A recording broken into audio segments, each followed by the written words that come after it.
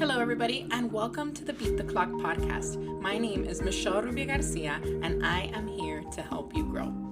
Through the many timed interviews I'll be having, all guests will answer 4 time-specific questions. 1, who were you? 2, who are you? 3, who will you be? And 4, how can listeners avoid clocking out? By answering these questions honestly, we hope to show you how each moment connects to the next, so that you can begin your journey to find your passion, purpose, and growth.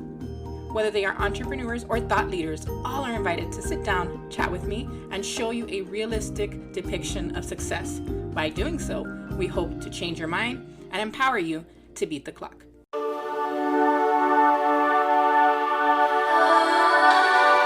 What are you waiting for? Hey guys, it's Michelle with Beat the Clock, and you are in episode 8. Thank you so much for tuning in. If it is your first time, hey, I see you. And if you're a repeater, I love you.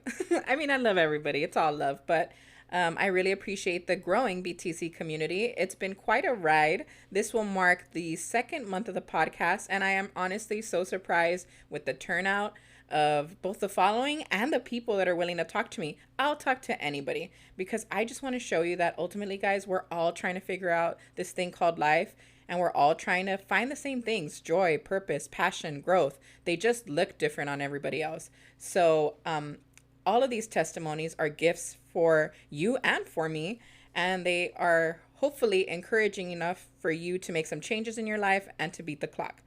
So before I go ahead and introduce this week's guest, Izzy, I want to go ahead and remind everybody to like the social media pages. You can follow at Beat the Clock Podcast, and you can like facebook.com/Beat the Clock Podcast. They're the same. I'm not trying to complicate anything. And I really stress those because I want you guys to have a more enriched listening experience. All week, it's curated. Every single post is walking you to this episode. So this week, I talked about investments on Monday, and that was not random. It was strategic. I play the episodes back, and I see what the underlying theme of each episode is. So with Izzy, I felt like her central message was invest in yourself, invest in your training, invest in your talents, and invest in your dreams. That's a beautiful message, and I really hope you guys enjoy it. And I use the social media pages heavily to kind of walk you to this moment. So, Isabella Bedoya, founder of Fame Hackers, helps independent artists dominate the music industry, monetize their music, and attract their loyal superfans without being signed to a major label. Being a former A&R for a label under Sony Music, Isabella leverages different social media platforms for independent artists to build profitable and sustainable music careers for years to come. I don't know if it's published yet. She recently got interviewed by the LA Wire, Music Industry Weekly, and USA Today. So she's up and coming. She didn't give up. I'm so happy she didn't. Let's see what she has to say. And if you don't hear a buzz, that means she beat the clock. Here we go. And the timer starts now. Hello, everybody, and welcome to the Beat the Clock podcast. If you're a returning listener, thanks so much. If you're a new listener, thanks so much. And I am here with Isabella Bedoya, the founder of Fame Hackers. Oh my God, I'm so excited. Hi, guys. Yes. I want to air hug you because I know. I haven't seen you since 2015. So if people are like, how did these two even cross paths? We met when we were in Greece. And we did an EF trip together. Can you believe now it's called something else? It's not EF College Break. I had no idea. It's called Ultimate Break. Oh, wow. I feel old. Yeah, because Yeah. you know how you didn't have to be in college to do it? Yeah. I guess they switched that term. So yeah, 2015 in Greece. I saw Izzy everywhere and with boundless energy. So that's where I'm going to just kind of segue into. As you know, Izzy, I kind of have a little thing I like to do with all my guests. So I'll have your obviously formal title there, but then underneath I'll say what I feel like your essence is. So for me, you are a loving chameleon. Oh, And I love that. I like that phrase because, I mean, right now we're going to jump into it, but you didn't even start anywhere remotely close to where you're at right now. No. And I feel like you're you're not attached to labels. You're not attached to a certain job. Like, it's whatever it's going to take for you to make the most impact with people. And that's what really gravitated me towards you in Greece too. So you were like yamas, yamas, or whatever with everybody, and you didn't do it for attention. Like it's so obvious when someone's thirsty, but you did it because you wanted everybody to have a good time, and you always were taking care of the mood. Like I felt like you just wanted everybody to have a good time, and I totally know that kindred spirit kind of vibe, and so I'm really happy to have you. Thank you for having me. Yeah. That's actually awesome. That's really funny that the loving chameleon. I love that. I feel like I already like relate to that so much. Yeah, and I mean, it's super funny because, well, I'll just be super transparent. We were overseas. We were having a drink or two, right? And then it was like the final few days, and you were like, "You better invite me to your wedding," and I was like, because we couldn't engage at the time, and I was like, "Yeah," but I was sincere, but I didn't know if you were sincere or it was just the heat of the moment. So when we were looking over the guest list, I sincerely thought, should we invite Izzy? And then I was like, but she's gonna have to travel and stuff. So I just want to like be super upfront about that. You were literally like on my mind, but I was like, it's been 2 years, or 3 years or whatever. And I mean, I don't know. Is she gonna travel for us over like some cocktails? I don't know. So No worries. Yeah. To be honest, I don't even remember. yeah, I know. I don't remember saying that. But I do remember the proposal, and I thought it was amazing. Yeah, Eric did a good job. I would wake him up to say hi to you, but he's like asleep or whatever. But he was super pumped when I told him we were talking. So yeah, That's let's awesome. just jump right into it. Cool. You know by now that the podcast is 4 questions, so we're gonna jump into the first one. And I want you to like really take it back. It doesn't even have to be your career because I kind of want to see how your brain works. So who were you before this moment? So I guess like really going back, I think who I used to be is, and I still kind of am, but I think my ultimate goal has always just been like living a life of fulfillment.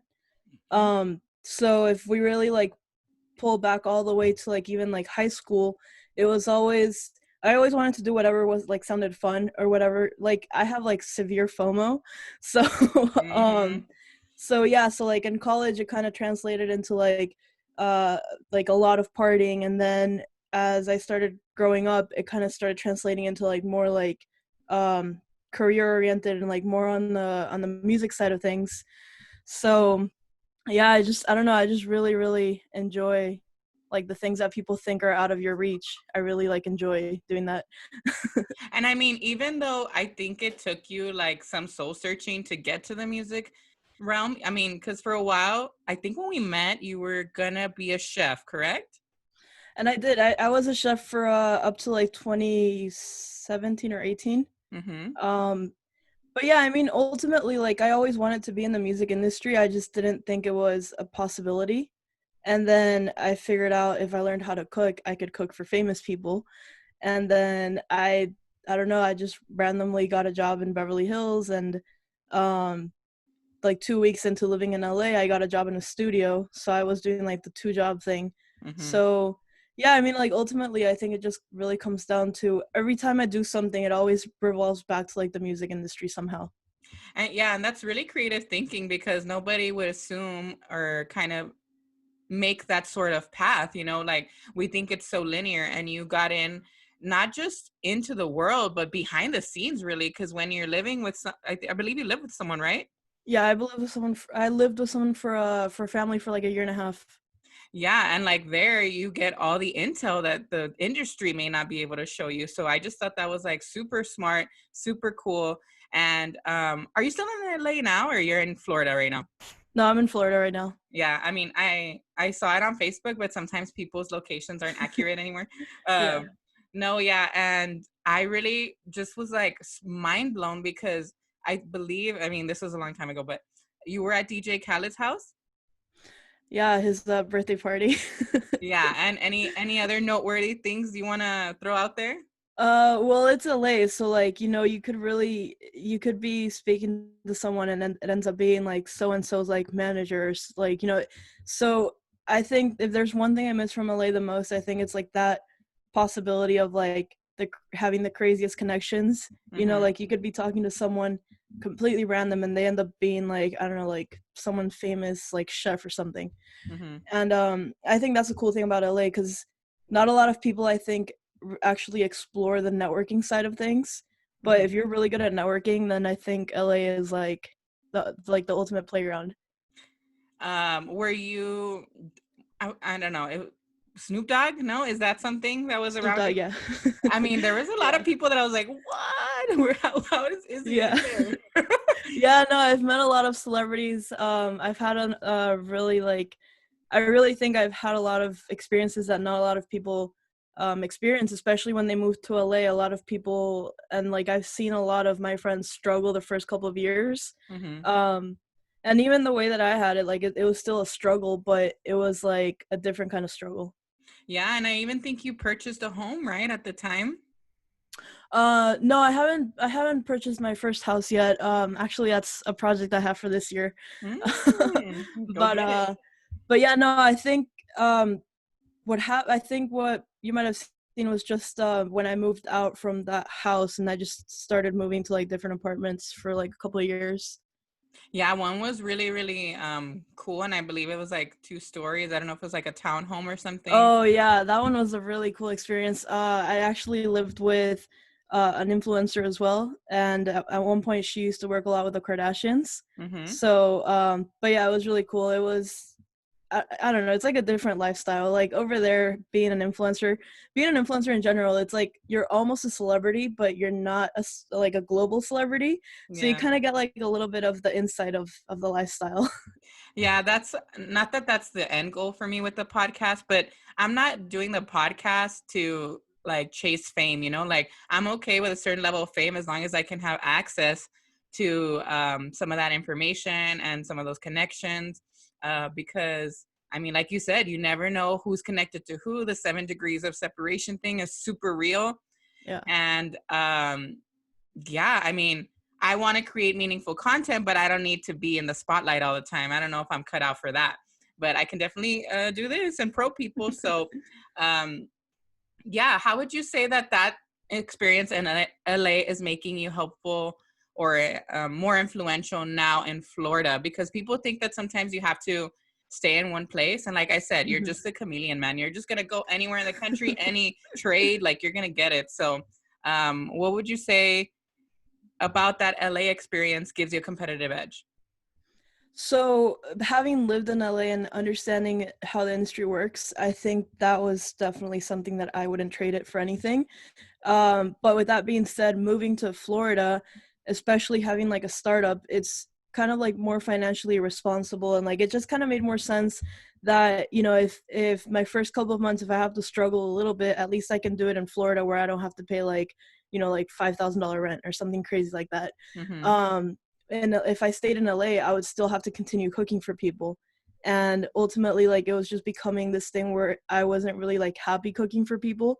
And I also knew like the music industry, especially now, it needs like such a refresh in how it is right now.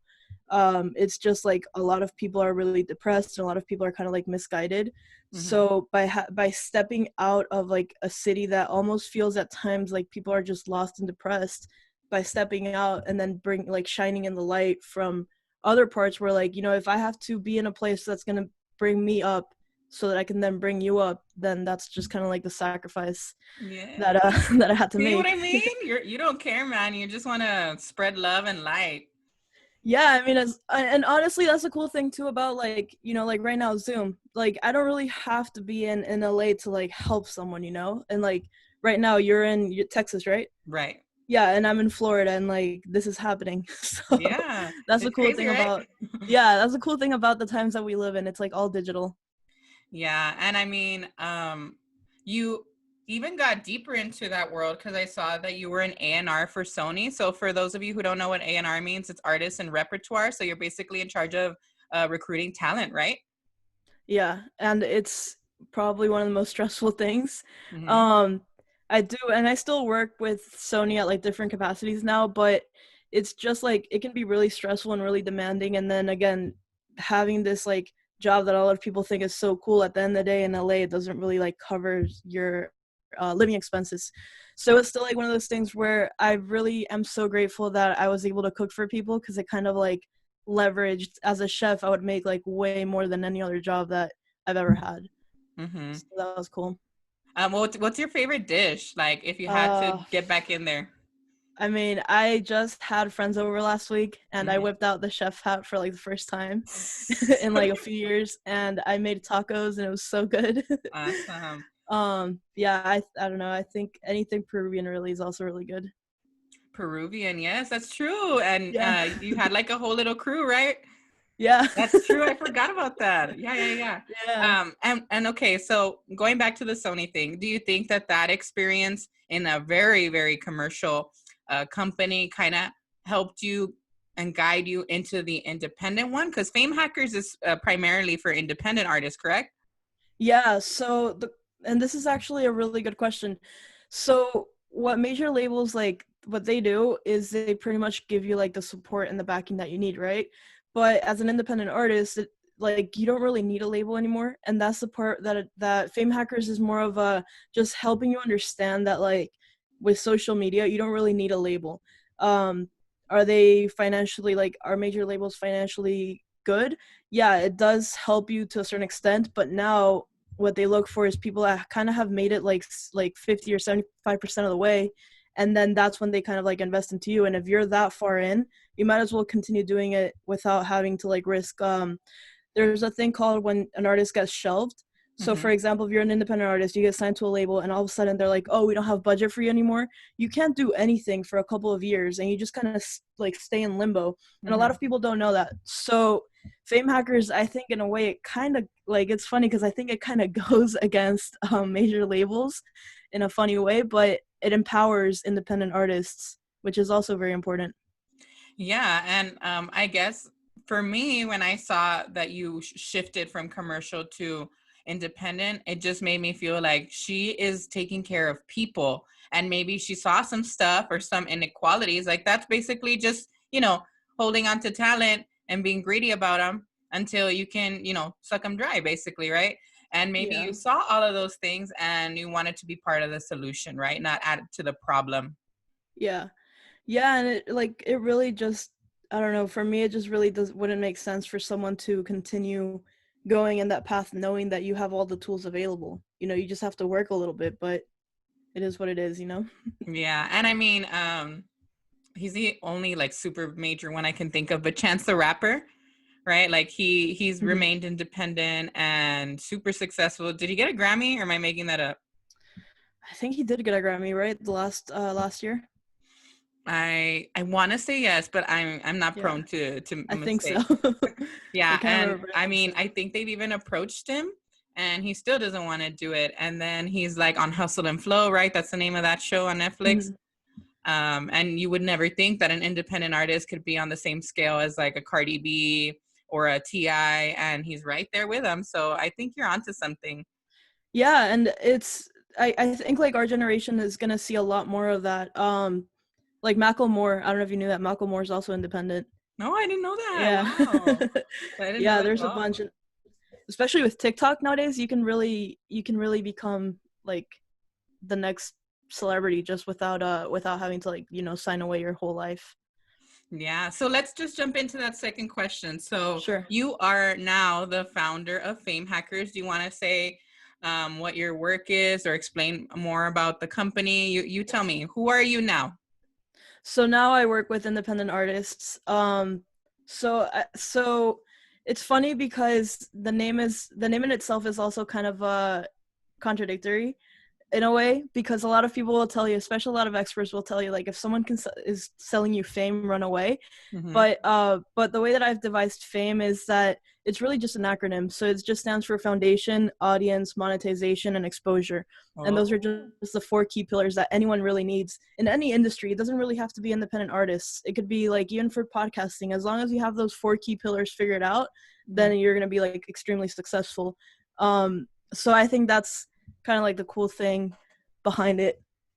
And like, you reach out to anybody anywhere. It doesn't just have to be exclusive to Florida or an immediate region. Yeah, no, like for example, right now I'm working with some people also abroad. Like I have a client in the UK. I've worked with people also like in Australia and I want to say Belgium, I think it was. Mm-hmm. So yeah, I mean, it really, if they have internet access, we can work together. Yes. I Yeah. wanted to get somebody on the podcast that I met at a summit in Denver, and she's from South Africa, but I can't find her Instagram handle anymore. So I don't know what that's about. But like you're saying, there are no Oh, no. limits. And I think that people really rationalize kind of staying complacent because they're scared of diving into this world. Yeah, it's crazy. And like, I mean, I didn't think I was going to reconnect with you, to be honest. I mean, I had you in my heart. I had you on my wedding list kind of, but I didn't think it was going to happen. And then I was like, you know what? I'm picking people that I really want to talk to. You know, it's not like it's not a thing for a cloud or anything. It's just these people really struck a chord with me, or even if I don't know them, I want to get to know them because they're doing something different or they're going against the current. And I really like that about you. Um, so how did you deal with the imposter syndrome? Because we were talking about it in the beginning before when we were prepping, but you kind of just have to decide that you're going to do something and then Yeah. it gets real and then it's like sink or swim. How did you handle it in the beginning? So, that's also a really good question. It's really easy. I think I had the imposter syndrome more when I was a chef, just because Mm-hmm, like it was so easy to reach like higher levels of success a lot faster. mm-hmm, Um, with this, I have a mentor. I ended up investing into a coaching program, and I have a mentor. It's like we have like these one-on-one calls all the time, and a lot of it is just not so much on like the actual operations of an online business model, but more mm-hmm, so on like the actual mindset and foundation, and like making sure that I have a strong foundation. Otherwise, if my mind doesn't really like comprehend what I'm doing, then it's not really going to like accept success a lot as easier. mm-hmm. And I think I've done a lot of different business models to get to this one, and I think in a lot of them it's just been some of them have been complete failures, but the thing that I kept pushing for was just like like failing forward is a huge thing for me. Mm-hmm. um Yes, me too. yeah, that's like a key component. Yeah. And then another thing is also like just making sure that whenever I do start feeling like something's not right, there's actually something my mentor taught me. So you know how people say affirmations and Mm-hmm. they're like, I am blah blah blah. Right. So the better way to do an affirmation is to actually write down your limiting belief Mm-hmm. and then write down a list. Like say like say like Isabella, you are not successful. Isabella, you are not this, right? Just like put them all out, and then an hour later come back and then look at your limiting belief and then just say like, Isabella, you are not successful. And then you say, yes, I know I'm not successful, but because I'm doing A, B, and C, and because of this and because of that, I'm now going to be successful. So you kind of like squash it instead of like shutting it down. Mm-hmm. And when you shut it down, you're kind of like bullying yourself. You're like, oh, don't think that, like, but by actually being aware of it and addressing it, then you can actually like make a difference with it. Yeah, I didn't look into something like that particularly, but something that, well, there's two things I guess that I'll talk about. So one is like a mind map. Is that what you're talking about, or is just your own thing that your mentor taught you? I don't know if it's a mind map. To be honest, I don't know if it's called a mind map, but yeah, it's like addressing your limiting beliefs. Because in mind maps you kind of like trace out your thoughts, and then you essentially get to the root of your superficial thought, right? And Uh-huh. it's the same thing with the other thing. So this guy that I really follow, he said, write down something that you believe about yourself that is negative, like you're saying. And then instead of kind of, I guess, refuting that belief, you write down the opposite, or you write down how it makes, what feeling got you to that thought, right? So Oh. it's not about, okay, I feel embarrassed. Okay, well, why did you feel embarrassed? And then you start kind of like tracing back your thoughts until you find out that you feel inadequate. Like that's the feeling that made Oh. you feel embarrassed. And so yeah, I think there's a lot of power, like you're saying, in writing Mhm. things down, because even just the fact of writing it down and transferring it on paper addresses that it's real, right? Like Yeah. we think these thoughts are just floating around and we can't like decipher if they're us or something else, or if it's just exaggeration or fleeting. And if you write it down, it's there. So what are you going to do with it, you know? And I really like that you brought that up, because I think people really, really underestimate the power of looking in. Yeah, it's super important. Yeah. And what coaching service do you have? So his name's Elliot. Elliot Horoki, I think is how you pronounce his last name. Mm-hmm. But yeah, he just does. He's like a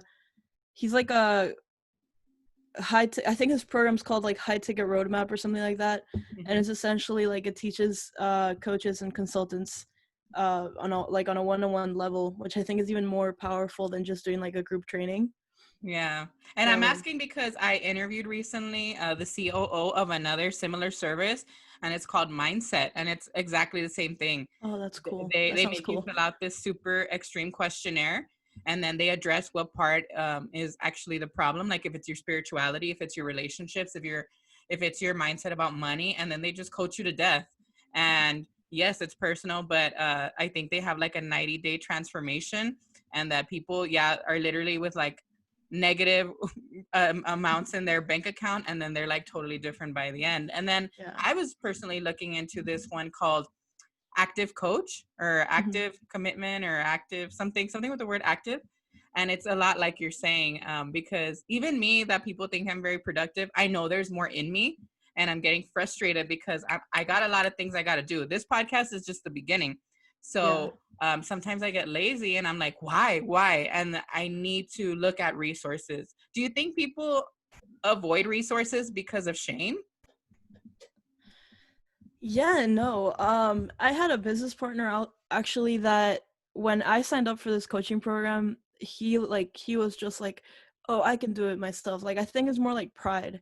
And it got to the point where I was just like, "Look, I know you can probably figure this out on your own, but I'm not like I don't have time to waste. I can't wait 3 years for me to like actually get it right." So I don't obviously I don't work with him anymore. but, but yeah, I think it's really important to invest in yourself, because when you invest in yourself, you're like, it's not just a thing of like I can figure it out, because I most likely I can, but it's also a thing of like, do I want to accelerate it? Do I want to just have a proven method? Do I want to like, by investing in myself, that also is another key component. By investing in myself, now I'm telling the universe that if I'm willing to put down like X amount of money into me, I can actually expect other people to now pay me X amount of money, because that's what I've invested. So I think just like, and actually like when I did pay for his, like when I did invest into that, I think it was also like a pivotal moment, because up to then all the other coachings I've done haven't been like as expensive, I think. And that was also like a pivotal moment for me, because it was a complete game changer. Yeah, and me too. I mean, people, like I had a few people message me, because I don't know if you saw, but I'm going to write a book, and I'm going to release it in the beginning of July. And they were like, awesome. Why a month? Why a month? And I was like, because that's the deadline I want. And I actually purchased a program that makes you write it in 5 or 6 weeks. But I think that I'm a good writer. Like, I don't need extra time. Like, I'm going to have people edit it for me, and I'm going to have designers help me. But I think for that, I like natural, I could write my way out of a paper bag is what I'm saying. You know, like I don't need that much time. And that's something that the guy said in the course. He's like, everybody wants to say you need a year or two to write a book. And then he's like, and they're just, stalling. You can do it. You're going to get out of it, what you put into it. And a lot of the things I'm doing right now, it's because I invested in little resources. And initially, like you're saying, and it's funny that you mentioned pride, because I was just writing about pride today. Pride stopped me from clicking on them before, we get algorithms that tell us exactly what we would like, but we ignore the ads because we're like, whatever, or it's just some kid like with a get rich quick scheme, or it's like, it's not gonna work. They're just promoting one very unique case, but you could be that unique case, but you're too prideful to even click on it and explore what could be. It's so true. It's so true. I just feel like people, like you're saying, don't like to admit they need help, and they don't like to fail forward publicly, right? Yeah. Like as soon as they put themselves out there and they're vulnerable, they're not willing to do it. So I really admire that about you too, because I remember you did have another thing before Fame Hackers. I don't remember what it was called exactly. But you, like, as soon as you get a new project or product, you're like all about it, and it's all over your feed, and you're like nonstop. You're so committed to it, and I feel like that's what's missing from everybody else, and I really appreciate that about you. Thank you. Yeah, I mean, I remember the one you're talking about. Yeah, it was this cold email marketing agency, and it was cool. It did work. It was definitely cool, but I think I took too much. There's white labeling, right? You can just white label everything and have other people do it. Mm-hmm. I think I was a victim of my own. I guess like I was my own enemy, I guess, in that sense, because I started white labeling a lot, and then what ended up happening was one of the white labelers, he took off with like all the accounts and all the money I had paid him, and then he didn't provide results, and then I was the one responsible for the results and the money for the clients. And then my business partner at the time, he completely washed his hands, and he was like, oh, well, it went to like your PayPal. And I was like, you know what, honestly, this is too much time. Like, Wow. And yeah. I mean, how do you stay hopeful when you've come across interactions like that? Because I mean, again, people feel that one disappointment and they'll leave. How do you stay hungry, and how do you stay hopeful? Yeah, I mean, that one I think was probably the one that affected me the most. Mm-hmm. Just because it was like I had already done so much for it, and like we had a Facebook group and everything. And then a few months later, I come to find out not only all of this, but also my clients that I had on the side for like Facebook ads and stuff like that. Mm-hmm. He had kept them. So it was that one I think was like it was lack of experience. So I can't really like say it was like I can't really blame myself too much for it. I just know it was lack of experience. I didn't really know any better. I was too trusting.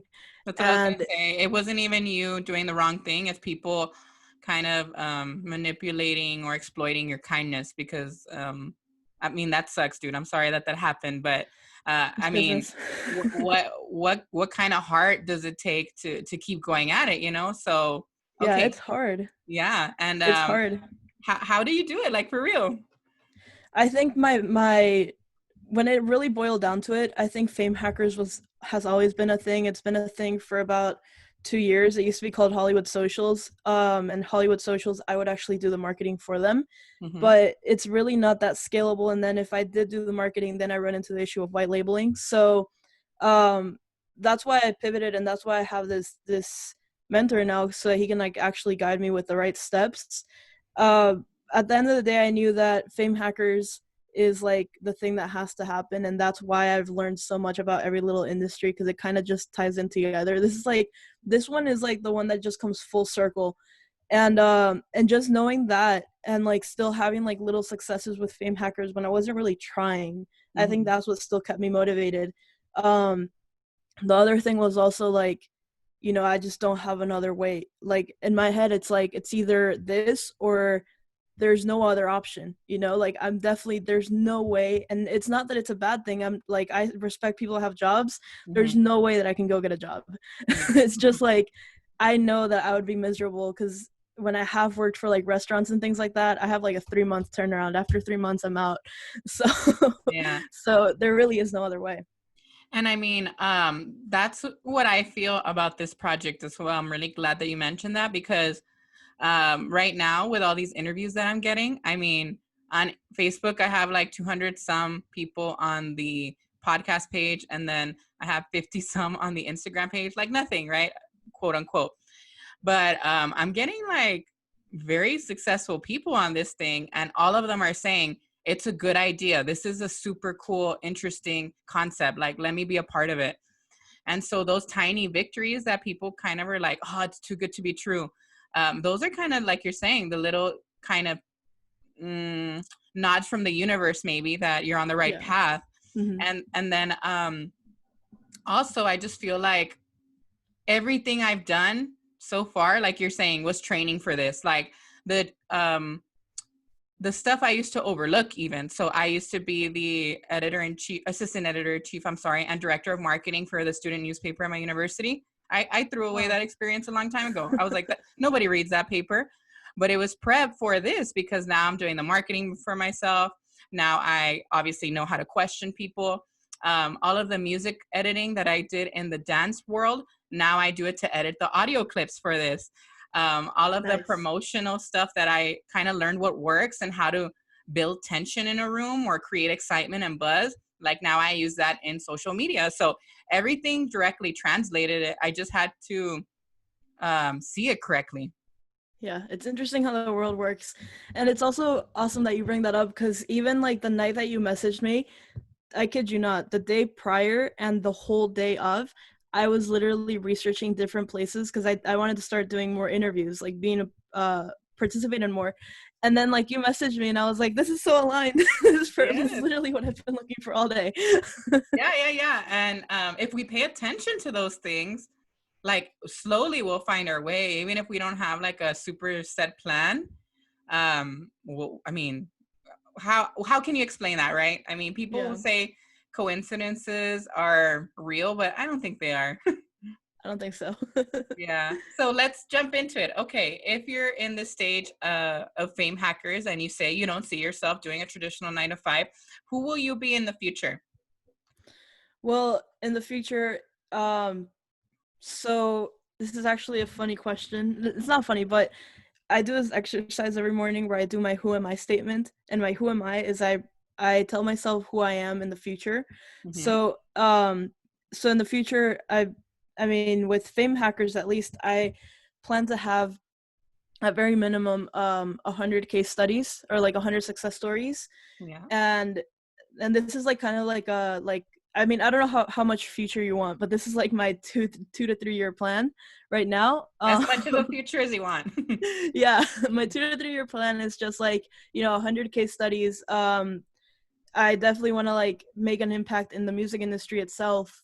So like right now my goal is not to just like help on a one-to-one level, but eventually I want this to actually be like when you think of I want to be an independent artist, instead of thinking starving artist, you think about no, there's a way, and fame hackers is the way. And that way you also get the stress of your parents like holding you back from thinking that music careers are so risky, when in reality if you really think about it, this is kind of what's shaping our culture for like generations to come. So it's so Yeah. important. And that's what I was gonna ask too. I have it here in my notes. How has your family like taken all of your aspirations? Because I'm sure, and it's okay to be perfectly honest, they probably doubted you sometimes. But again, Yeah. it just gives you more credibility and more. I don't know. I just respect you so much because I know the climb, man. I know the climb, and I It's know. hard. Yeah. So It's how hard. did you deal with that? So at first it was at first they were kind of like very doubtful, but now I think I've proven myself so much that whenever I get like a crazy idea, my family's like, you're literally the last person I worry about. That's cool. So that's cool. But I mean luckily like my family's also been like very entrepreneurial. They haven't been as risky as I have been. Like they've taken more calculated risks, but yeah, I mean, when I did like the whole private chef thing at first, like my mom didn't agree with it. She didn't really know because in Peru, being a private chef is kind of like lower job titles, I guess. Hmm. But here it's like actually like it's a really good job position. Yeah. So yeah, in the beginning, I've had friends after I moved back from LA and I moved back here and I ran into my friends. I've had friends tell me that like they literally doubted me, and those little things is like I could feel it. Like I could feel that something was wrong with like the energy when I was living there. But now that you told me, and it kind of gives me like I don't know, like a weird feeling that it's like how can you have doubt me? And now we're still friends. It's crazy. Yeah. So yeah, I just gotta keep going. And I mean, I love that you compare cultures because when I traveled to Europe, I used to think that the people that were the drivers, like in the Mercedes, how that's like everywhere. I thought that was kind of like random. But then one time when we were in Italy, Eric and we asked the driver, I mean, it was a long ride. So he was saying that in Italy, um, being a car driver is actually like a super high Oh status wow. job. And that's why they take it really seriously. Most of them are like in suits and they open your door and all that. Like, that it's like a legit job. Whereas here in the United States, we probably make them, kind of It's like like a an taxi Uber. driver or an Uber. Yeah. Yeah. So I think we kind of need to shut those ideas down, like those cultural stigmas, because anything that we do, like anywhere else in the world, it might be like the bravest thing you can do or the classiest thing you could do. Yeah. And it is crazy because even like I have a lot of friends that have actually been like professionally trained to be chefs, Hmm. and even they're like, and it's just crazy. Like it really is just. I think the more I put myself out there, the better opportunities I had. To the point where like even my chefs that actually wanted to do this for like a lifelong career, they're just like, how did you do that? Like Yeah. yeah. So I think it just really just boils down to like having an intention and like actually taking action. I mean, you are super intentional because you have like routines, right? And you focus on the mind a lot. I think you're the first person that talks about that much intention with your thinking. I mean, the guy from the mindset thing said the same, but I mean, that's his job. You Yeah. don't even have to focus on it because it's not your job and you're still so intentional about that. Yeah, it really makes a difference. Yeah. And would you say that because now that you have that mentor, you don't think you're going to run into those kind of problems that you did with, what was it, Hollywood Socials? No, it was the other one. The cold email marketing agency. Yeah. So I was actually just starting with him at that point. And I was starting with him more for Fame Hackers, and that was just kind of like it was like kind of like a pivotal thing.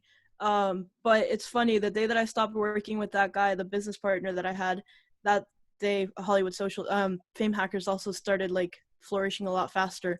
Mm. So it's really interesting how energies really make an impact. But yeah, I think at the end of the day, it really just boils down to business, and things are going to happen in business, and it's not always going to be favorable.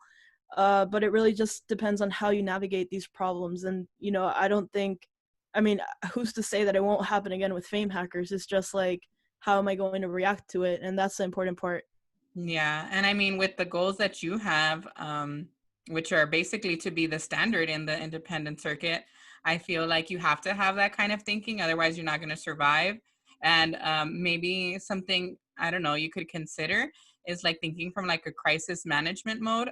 That's something that I'm looking at in my communication PhD right now. I'm like studying influence and social media and crisis management and leadership. So, um, kind of being, like you're saying, more intentional with the reaction and kind of being coming from a preventative state of mind rather than reactive, right?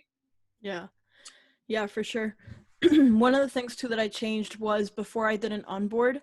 So I didn't set expectations right away, but now I do, like whenever I have a new client, I onboard them. So Mm-hmm. that way they know exactly what to expect, and like later on there's no like miscommunications of like, oh, I paid for this, and like it's very from the very beginning, this is how it is. Right. And having that plan of action also gives you authority. Maybe nobody has ever been that explicit in the beginning. And when you're that Yeah. specific, it looks like you're really thinking deeply. So, Yeah. And that is true with the whole authority thing. That's also been one of my challenges, because before being in the customer service industry, like in the hospitality industry, you're more customer service oriented. And just being me, like I love people, and I know one of my weaknesses is definitely like at points being like a people pleaser. But in order for this to be successful, I read this one time, and it was like you can either choose to be liked or respected, mm-hmm. but you can't have both. So if you're liked, you're not respected, but if you're respected, you don't necessarily have to be liked. And in order to make an impact, you just have to be respected and like accept it that some people are not going to like you, and that's fine, because the people that do like you are actually the people you're going to be able to help. Yeah, like in my teaching, the first 2 years I was definitely a people pleaser, and my principal even told me you have to be more authoritative. And so when I started doing that, I feel like that's when the dance program picked up, and that's when everybody started to respect me a little bit more. And I've even heard students say like that around other teachers that they could get away with saying certain things, but then around me they know they can't say that. And Yeah. so that means that they know that I come with a certain expectation, and that they know I'm going to call them out. Like if they're saying something racist or something stupid or mediocre, I'm going to call them out on it. And maybe they don't always like it, but at least they know how to calibrate and be like, okay, in that way, I'm kind of teaching them to think before they speak. And Yeah. yeah, I feel like maybe they don't all like me, but they know that I'm not messing around either. So That's good, and that's important. That's really important. So finally, and we're doing nicely on time. We have about 3.5 minutes left. So Cool. final question. What would you tell listeners to do so that they can avoid clocking out on their dreams? So I definitely would. The first thing is to figure out what you want to do, and like people say figure out your why, but figure out your why like 7 levels deep, and you can Google that. Like figure out your why 7 levels deep, so you actually figure out what you want to do, and then don't procrastinate. Take action. It doesn't have to be perfect. You just have to take action, because the only way to actually start heading the right direction is you have to start doing whatever it is you're doing. And that kind of goes into like the whole like, don't waste time, because at the end of the day there's only a certain amount of seconds or minutes you have per day, so you have to actually be really mindful of how you spend your time. Yeah, and I guess that's why I chose to make time such a big factor of the whole branding and the whole image, because again, like you're saying, you're just wasting time if you're waiting for the perfect moment when you feel ready. That's never going to happen. And I mean, yes, you're going to probably have a lame first episode, whatever. For me, my podcast, I'm speaking. But then when you're a year down the road and you look back on it, it's actually good that you're critical of your past work, because that means there was growth. It would be bad if it stayed at the same level, right? Yeah. But that kind of looking back at yourself and going, oh, what was I thinking? That means that you're so far beyond that. And that one really bad episode was actually the start. So I love that you're saying that. And I love that you keep mentioning urgency. I feel like people are just, again, wasting time. And I love that someone like you who pursues so many things and is so aggressive with it, I think they need to hear from someone like you. Awesome. Yeah, thank you. I do like stress time a lot, just because it is important. It, like there's only so many things you can do. And you can do anything you want, but you can't do everything. So you have to be very, very selective. Right. And again, you don't spend so much time that you're thinking about perfection too, because there's always going to be room for growth. Yep. It's analysis over paralysis, or what is it? Yeah. Paralysis over analysis. That's what it is. Yeah. Oh my God, I love that. Okay, so do you want to kind of drop in maybe a profile or a hashtag or anything to get a hold of your product or services? That's a good question. What is my thing? What, like Instagram or Facebook? Whatever, however they can get in touch with you. The best way would be Instagram. It's just the Fame Hackers. The Fame Hackers with an S at the end. Cool. And anything else you want to say? We have about 30 seconds, so it's good. Anything else? Yeah. I don't know. What else can I say? Okay, well, I'll say it. I love you, Izzy. I mean, again, we haven't spoken in 5 years, but I never forgot about you. And again, I super admire you. Every time you would post something, even if, let's say, you had to start over again, I just appreciated the hustle and the heart behind it. And that's what sets you apart. So I support you 1000%. I know you're going places. We're clocking out here on this episode of Beat the Clock, but make sure that you don't clock out. Ooh, the bell.